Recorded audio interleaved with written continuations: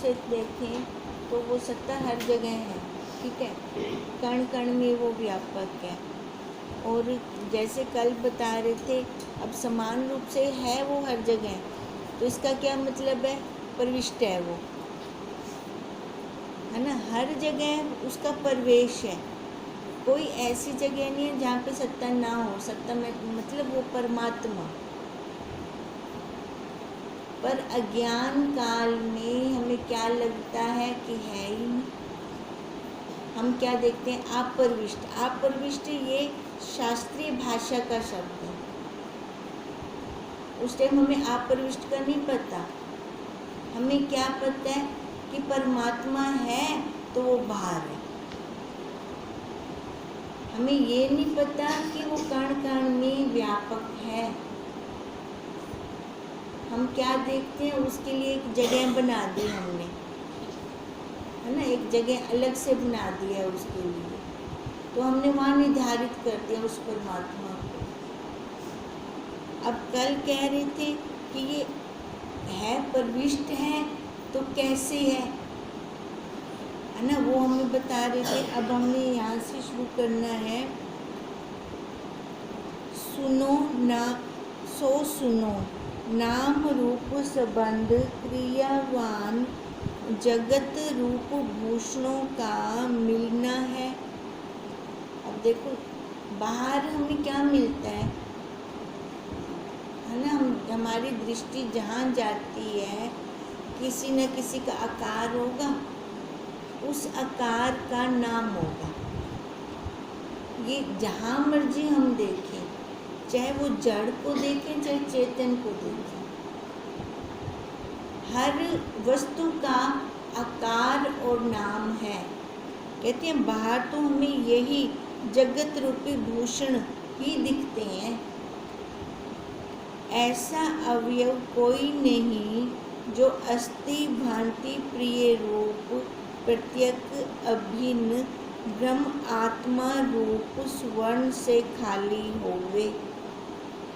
अब जितने भी हम ये पदार्थ देख रहे हैं, इन सब पदार्थों के पीछे कौन है? वही सत्ता। अच्छा, कहते हैं वो सत्ता कैसे है? अस्थि भांति प्रिय रूप से। कोई भी वस्तु, कोई भी अवयव, कोई भी पदार्थ उसके बिना खाली नहीं है। है तक की सिद्धि हो रही है वो। तात्पर्य यह है कि तू अस्थि भांति प्रिय रूप आत्मा सुवर्ण है।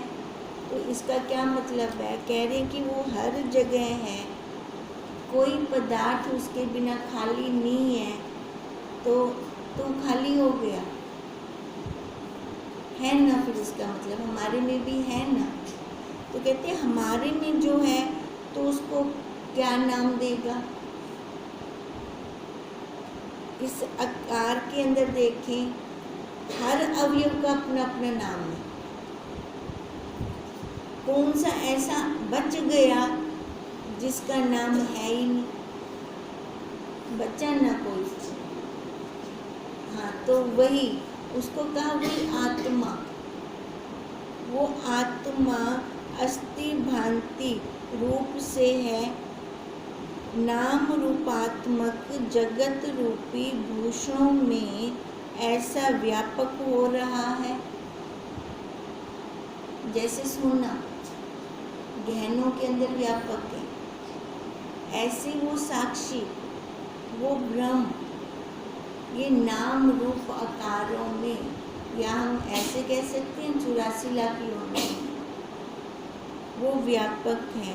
मानो नाम रूपात्मक भूषणों का स्वरूप तुझ आत्मा सुवर्ण से जुदा कुछ है ही नहीं। जैसे गहने सोने से जुदा हैं, हो सकते हैं, हो भी नहीं सकते। मिट्टी के बर्तन मिट्टी से जुदा नहीं हो सकते। अब ऐसे ही कह रही हैं कि ये जितने भी नाम रूपात्मक ये भूषण है ना, इन भूषणों का जो भी स्वरूप है तुझ आत्मा से अलग नहीं है, हो भी नहीं सकता अलग। मानो आत्मा ने उनका अत्यंत अभाव कर दिया है। क्या कह रहे हैं? मानो आत्मा ने उनका, किनका? नाम रूप का अत्यंत अभाव कर दिया। अच्छा, ये वाली बात कौन जानते हैं? खाली बुद्धिमान। नहीं तो सबको क्या दिख रहा है? नाम रूप आकार यही दिख रहे हैं ना। तो आज तक हमने इसको ही सत्य माना, पर आत्मा ने तो उसका अत्यंत अभाव कर दिया। इस नाम रूप आकार का अभाव कैसे कर दिया? क्योंकि ये है नहीं, अपने आप कुछ नहीं कर सकता। कुछ कर सकता हो अपने आप तो बताएं। अब ये वाणी भी तो उसकी सत्ता से बोली जा रही है। अपने आप वाणी नहीं कुछ कर सकती, कान नहीं कुछ कर सकते, आंख नहीं कर सकती, ये इंद्रियां जितनी लगी हुई वो कुछ अपने आप नहीं कर सकती। मानो आत्मा ने उनका अत्यंत अभाव कर दिया है। यह बात बुद्धिमान ही जानते हैं।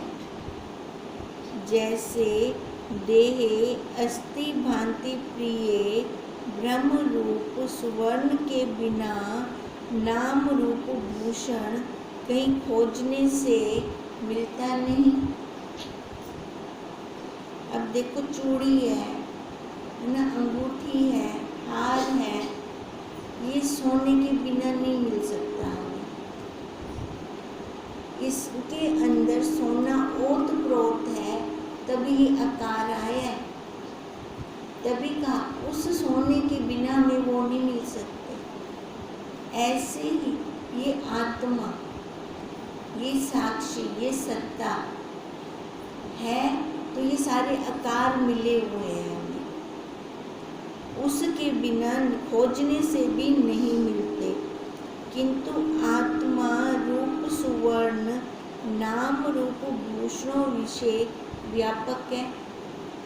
सोना व्यापक है ना गहनों में, ऐसे ही आत्मा व्यापक है। तभी तो उन्होंने कहा उस आत्मा ने इन नाम रूप भूषणों का अत्यंत अभाव कर दिया। पर ये अभाव हमें कब पता चला कि मैं तो ये नाम रूप आकार हूँ, है ना? जब जाना तब पता चला। अच्छा, पहले पता चला था? पहले तो ये नाम रूप आकार चढ़ा हुआ था ना। इसलिए कहा गया है कि अस्थि भांति प्रिय रूप ब्रह्म सुवर्ण नाम रूप भूषण विषय प्रविष्ट है। अब बता रहे थे वो प्रविष्ट कैसे है। अब ऐसे प्रविष्ट है, वो है तक की सिद्धि कर रहे, उसके बिना कुछ लेश मात्र भी नहीं है। तैसे ही आप प्रविष्ट भी हैं। अब आप प्रविष्ट कैसे हैं, अब वो बता रहे हैं। अब हमें प्रविष्ट बताया, क्योंकि प्रविष्टपना एक वस्तु विषय दूसरी वस्तु का होता है, किंतु अस्थि भांति प्रिय स्वरूप ब्रह्म रूपी सुवर्ण नाम रूप आत्मक पृथक भूषण है नहीं। अब देखो, कहते हैं प्रविष्टपना एक वस्तु भूषण विषय दूसरी वस्तु का होता है। अब एक वस्तु हम ले लेते हैं, अंगूठी। ठीक है, अंगूठी का प्रविष्टपना किसके द्वारा हुआ? सोने के द्वारा। अब अंगूठी से हम बना लें, दूसरी वस्तु बना लें, है ना, चूड़ी बना लें और सोना बीच में डाल के, चूड़ी से हम आकार बदल रहे हैं, पर सोना वो एक का एक है ना। तो अब वो यही कह रहे हैं, क्योंकि प्रविष्टपना एक वस्तु विषय दूसरी वस्तु का होता है, किंतु अस्ति भांति प्रिय स्वरूप ब्रह्म रूपी सुवर्ण नाम रूपात्मक भूषण पृथक है नहीं। अस्ति भांति रूप से देखें तो सोना जुदा नहीं है। जो चूड़ी में था, जो अंगूठी में था, जो हार में था, वो एक है, वो प्रविष्ट है सोना। परंतु अस्ति भांति प्रिय स्वरूप ब्रह्म रूपी स्वर्ण का नाम रूपात्मक जगत रूपी भूषण विषय प्रविष्टपना भी नहीं बन सकता। अब ये क्या कह रहे हैं? अस्ति भांति प्रिय स्वरूप ब्रह्म रूपी स्वर्ण का, ये देखो प्रविष्ट अप्रविष्ट एक की अपेक्षा से कह रहे हैं। उसमें ना प्रविष्ट है ना अप्रविष्ट है, ठीक है। वो जैसे हम कहते हैं स्टील की चद्दर है, बिछी पड़ी है, बस है तक की सिद्धि हो रही है उससे है। अब यही बात कह रही हैं कि सुवर्ण का नाम रूपात्मक जगत रूपी भूषण विषय प्रविष्टपना भी नहीं बन सकता। आज जनों को यद्यपि प्रविष्टपना दोनों विरुद्ध धर्म एक अधिकरण में नहीं बन सकते। उनको ऐसे दिखते हैं मूर्ख, आज जनों मतलब मूर्ख। वो अच्छा, अब हम मूर्ख उनको क्या कहें? हम अपने आप को देख लें। पहले हमें माता जी अरे तू ब्रह्म है तड़िकदा ही ब्रह्म कहना, आपा क्या देख दिया से ब्रह्म अलग देख दिया उससे, है ना। ईश्वर को हम अलग देखते थे। अब ऐसे कह रहे हैं जो अज जन हैं उनको एक में ही वो प्रविष्टपना अप्रविष्टपना दिख ही नहीं सकता। अप्रविष्ट को तो वैसे भी नहीं जानते कि मैं पर है नहीं वो परमात्मा, है ना, वो वैसे ही नहीं जानते। अप्रविष्ट का क्या मतलब है कि है नहीं वो, खाली वो चूड़ी दिखाई दे, सोना दिखे ही ना, बर्तन दिखे, मिट्टी दिखे ही ना, हाँ पर है, प्रविष्ट है वो कण कण में है।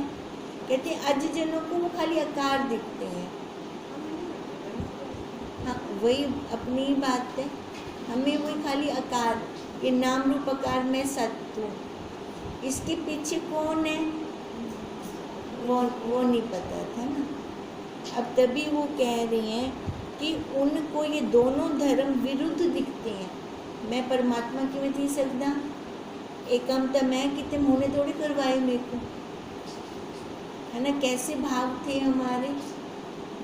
अब जैसे जैसे गहराई में गए फिर पता लगा ना भी तेरा शरीर तो है ना, और तू मुर्दे को देख गए, होंदा हाथ क्यों नहीं कम करता, वो कौन बर्फ की सिल्ली ते सुमा देता है।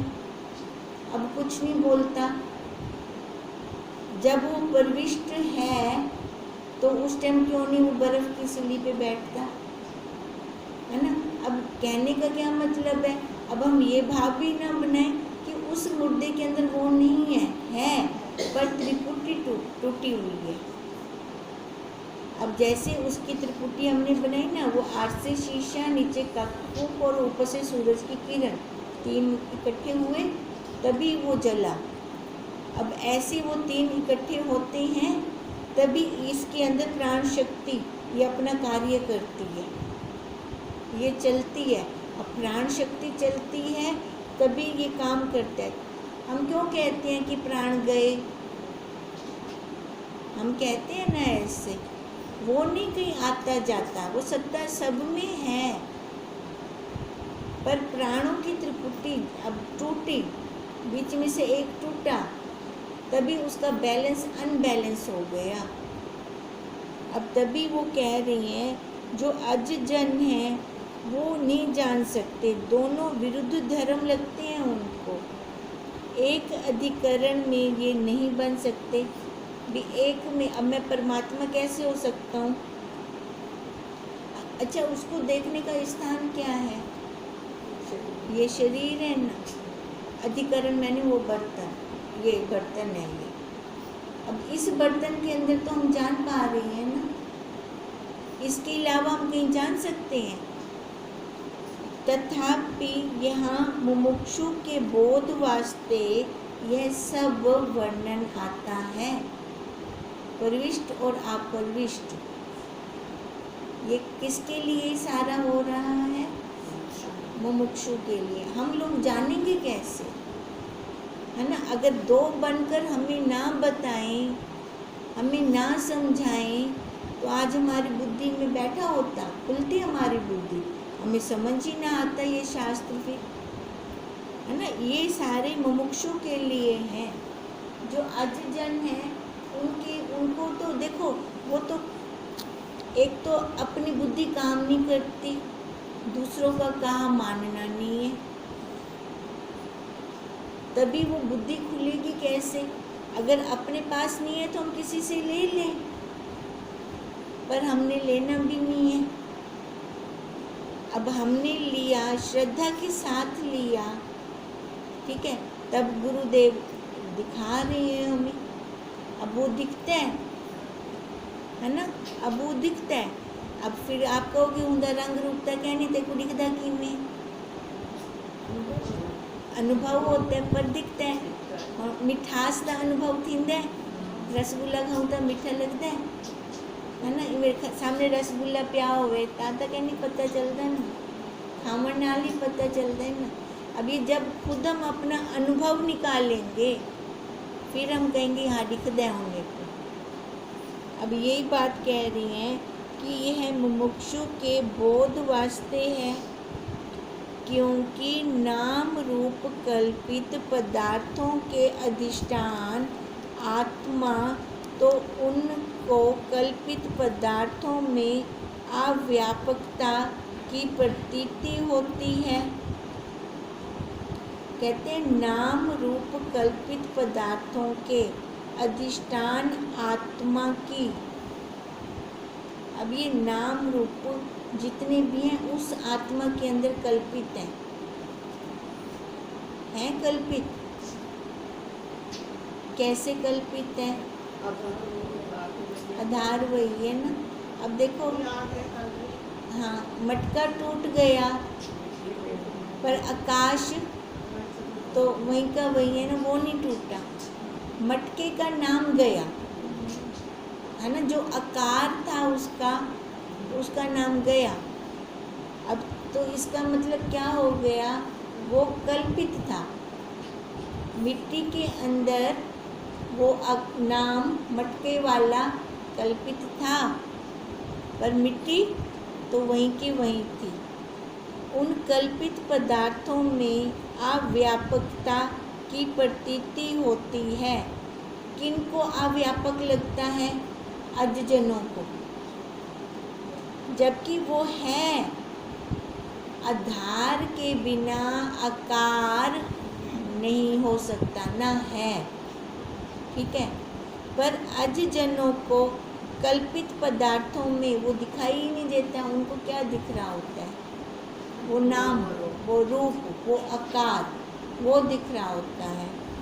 और कल्पित पदार्थों की प्रधानता प्रतीत होती है, उनको वही सच्चे लग रही होती हैं।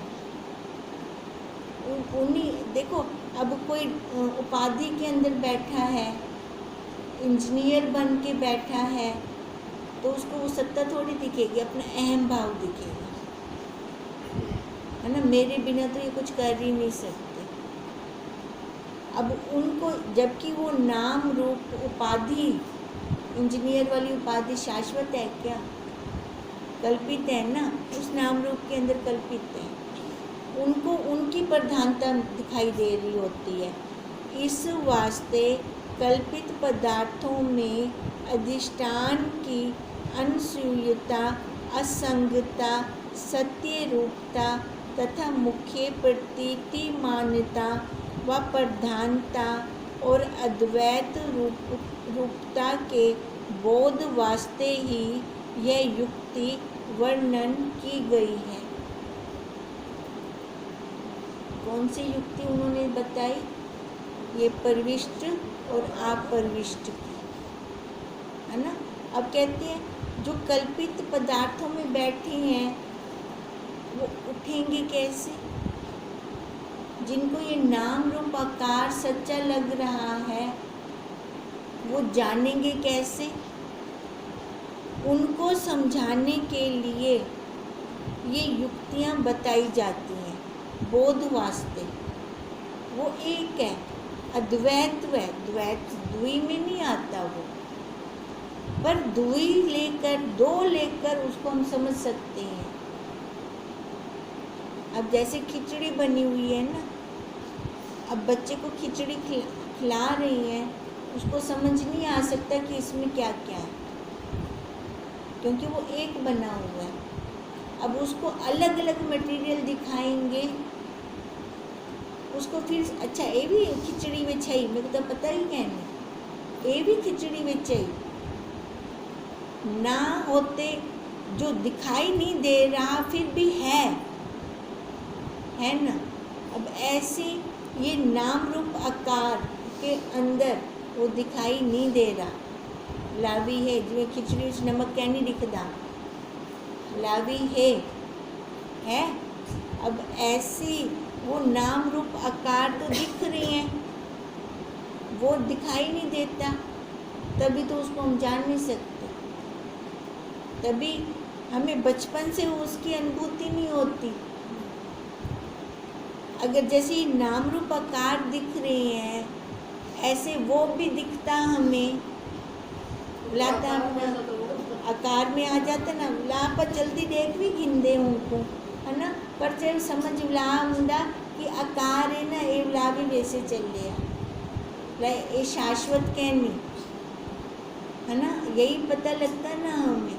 अब वही बात कह रहे हैं, अब आकारों में उन्होंने हमें बाहर दिखाया, आकार बाहर ही दिखेगा, अंदर तो दिख नहीं सकता, अंदर तो हमें अनुभव करना है। अब धीरे धीरे धीरे धीरे धीरे उसकी अनुभूति ली, जैसे मिठास को मैंने ही अनुभव किया,